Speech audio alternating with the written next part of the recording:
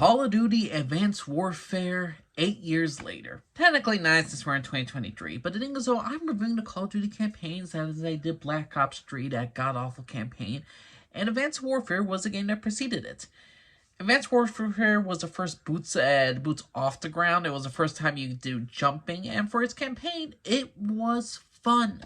Unlike Black Ops 3, where every single mission felt the same area, every single mission felt the same. But in Advanced Warfare, you know what we got instead? Different locations, different sections, different missions. And they all felt different, and it was fun. It was absolutely an enjoyable good time.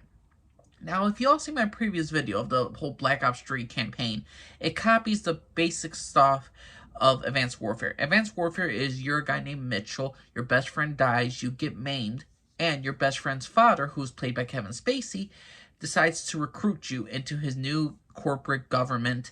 It's his own corporate, militarized group of people. And the thing is, though, this Kevin Spacey's character is just an evil corporate dude that wants to take over the world to end the war of all wars. So he could just rule it and there will be international peace. And his company, Atlas, will provide security for everybody in the world.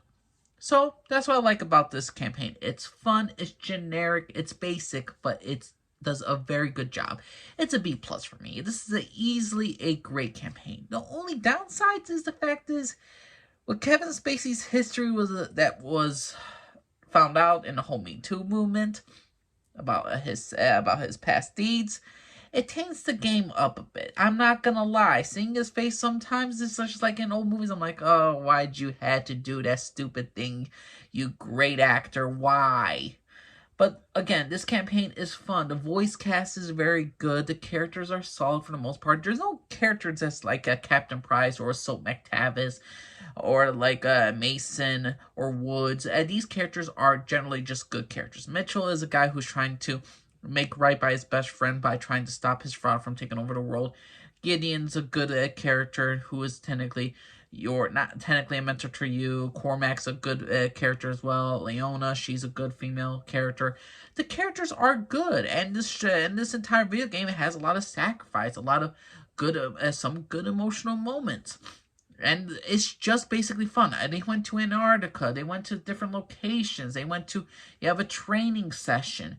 You go certain parts in Africa. There are plenty of places that you get to go to in Advanced Warfare for its campaign. There's not a single mission that feels like, oh my god, I'm so sick of it. I have to shut it down. Like, no, as soon as I was done with, I did 2 campaign dream missions a day, and overall, I had a fun time with this campaign. The campaign was awesome in Advanced Warfare.